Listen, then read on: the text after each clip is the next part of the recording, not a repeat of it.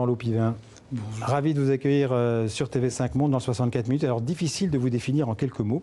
Pour l'état civil, vous êtes architecte, mais vous êtes aussi critique d'art, fondateur de la Revue Noire, éditeur et créateur d'un bureau d'ingénierie culturelle pour développer des projets urbains, touristiques et patrimoniaux.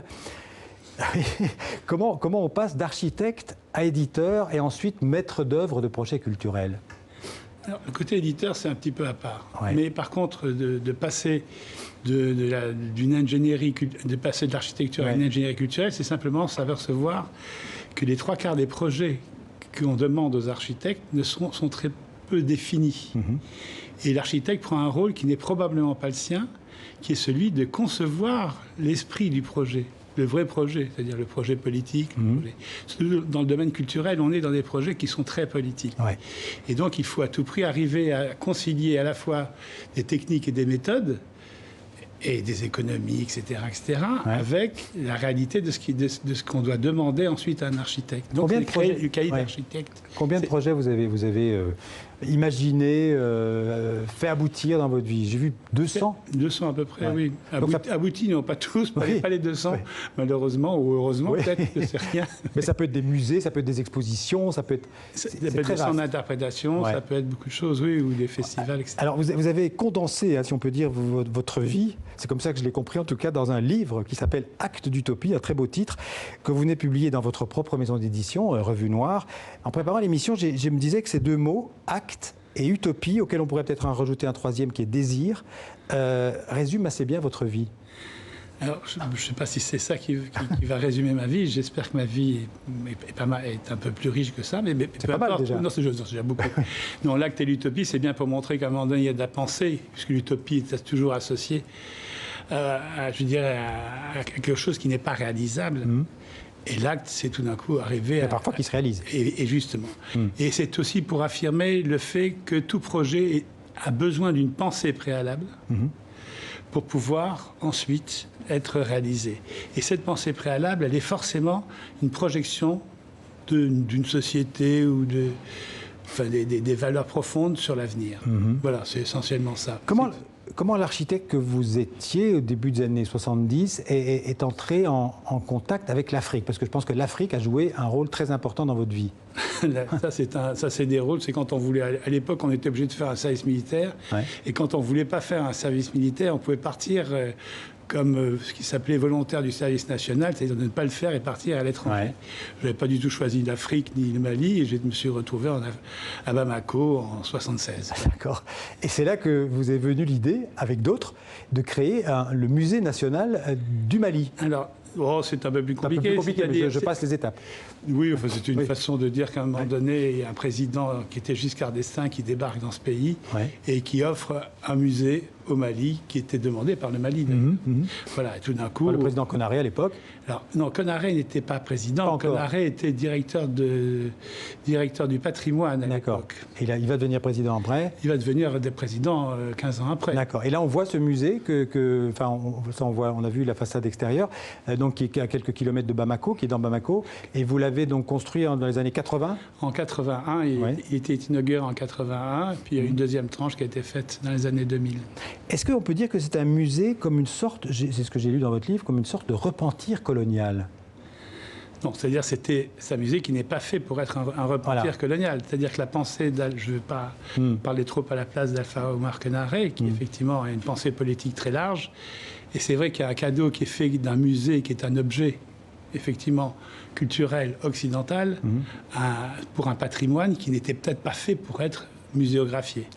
Donc il y avait une problématique qu'il fallait résoudre, c'est-à-dire pour qui est fait ce musée. Et en même temps, il y avait une réalité qui était de conserver un certain nombre d'objets qui étaient déjà dans les collections du Mali. Alors, on passe quelques années. En 91, vous avez créé le magazine La Revue Noire, qui avait pour objectif de mettre en valeur la création contemporaine africaine. Toutes les créations artistiques africaines, en fait. Pas seulement Oui, toutes les créations, toutes les expressions. Voilà. Qui allaient de la danse, donc au cinéma, etc. De la photographie. Et la photographie, où on a joué un rôle, effectivement, assez important. Ça, on a créé avec Simon Djami, avec Pascal Martin-Salon et Bruno Tillette. D'accord. Et ensuite, Gonefa nous a rejoint quelques années après. Mais on a créé ce magazine, effectivement, pour pouvoir montrer qu'il existait une création contemporaine urbaine, et non pas, je veux dire, parce qu'on continue à véhiculer de l'Afrique noire, en Afrique noire, une espèce de culture folklorique, quand même, il ne faut pas penser. Et, je veux dire, quand on commence, nous, notre revue, on nous dit qu'il n'y a pas de photographe en Afrique. Ouais. Et on nous laisse avec Leni Riefenstahl et puis les grands reporters occidentaux qui font du Géo, qui est qui est un bon magazine, mais qui n'empêche pas qu'ils montrent que le côté exotique.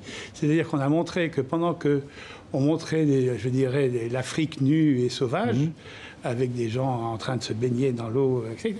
Et d'autre côté, quand toute l'Afrique se représente depuis les années 30, même depuis les années 1900, elle se représente habillée à l'occidental, elle se représente, ou pas forcément à l'occidental, mais dans ses plus beaux autours, elle se présente comme elle a envie de se présenter. C'est tout d'un coup, pour prendre uniquement la dimension de la photographie, sur une économie uniquement africaine, on s'aperçoit donc que la photographie va donner une autre image de l'Afrique. C'est pour ça qu'on a fait une exposition qui s'appelait l'Afrique par elle-même, qui a tourné dans le monde entier, pour montrer la représente de l'Afrique qui était complètement...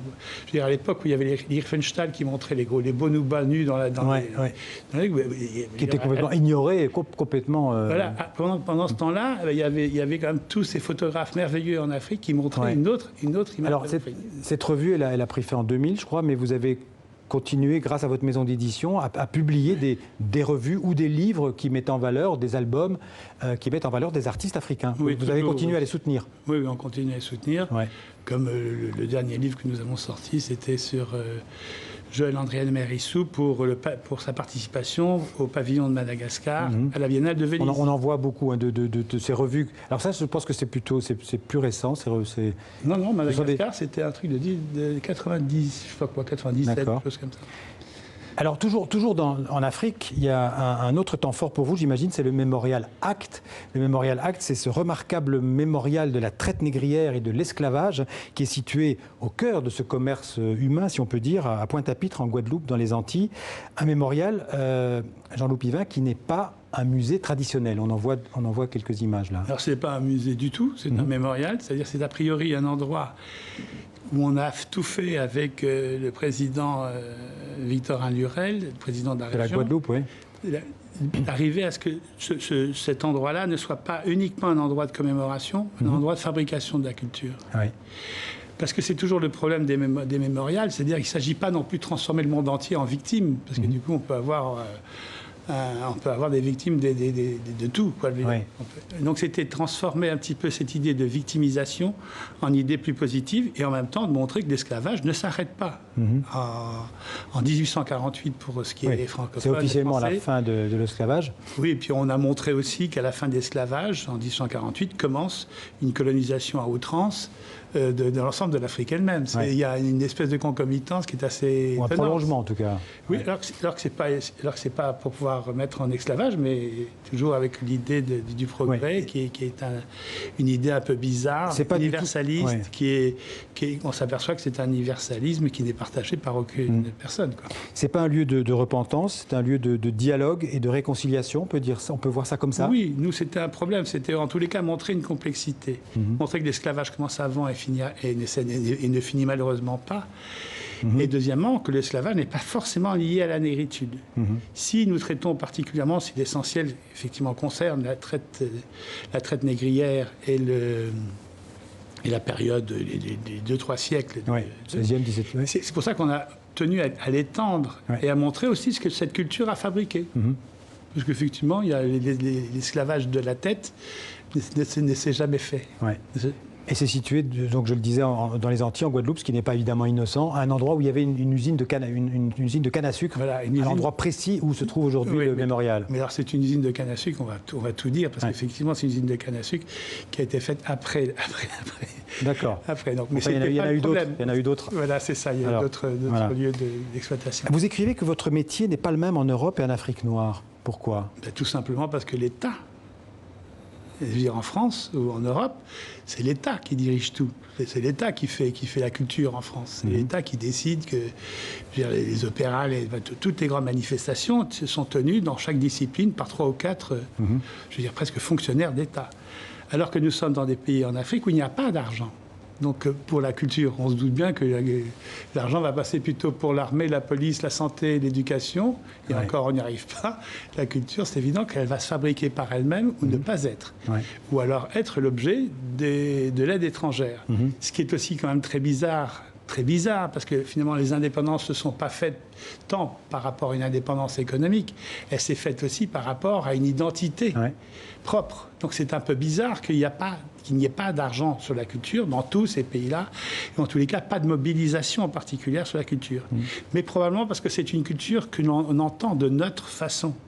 Pour nous, la culture, c'est effectivement les beaux-arts, c'est effectivement le théâtre, etc. Donc on est dans une logique qui voulait reproduire. Et donc il y a souvent des ministères de la culture, ou les 3/4 des ministères de la culture en Afrique, n'ont pas d'argent, tout simplement. Quoi. Pour terminer, je voudrais vous faire réagir à quelques mots qui reviennent souvent dans ce livre. Quel est le lien entre la culture et les loisirs, par exemple ? De toute façon, vous partez du principe que déjà la culture est toujours prise sur le temps des loisirs. C'est déjà tout bête. Je veux dire, même quand vous allez voir quelque chose de très compliqué et très complexe dans un lieu culturel particulièrement sophistiqué, c'est toujours pris sur le temps des loisirs. Mais même un parc d'attractions, c'est de la culture, d'une certaine façon. C'est évident qu'on fabrique de la culture. Un mariage, on fabrique de la culture.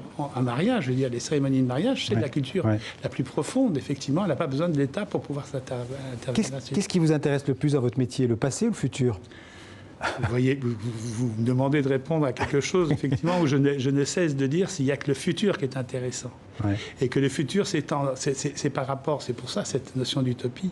Il faut fabriquer ce que l'on vise, ce que la société vise. On s'est toujours mis au service du politique pour cela, pour justement... Enfin, du politique, de tous les gens qui pensent, qui ont une vision de la société. S'il n'y a pas de vision de la société, on ne peut pas faire de projet, on ne peut même pas vivre nous-mêmes. D'ailleurs, on se définit toujours par rapport à notre futur. Et c'est pas grave si parfois on l'oublie un peu le passé. C'est une bonne réponse. Et je terminerai en disant que vous êtes on a parlé d'identité, que vous êtes un homme aux identités multiples, aux identités plurielles, comme les projets que vous avez initiés au cours de votre vie. Donc, Acte d'utopie aux éditions... Revue Noire. Merci Jean-Loup Pivin, ça passe très vite, mais on aura encore pu passer des heures. Merci.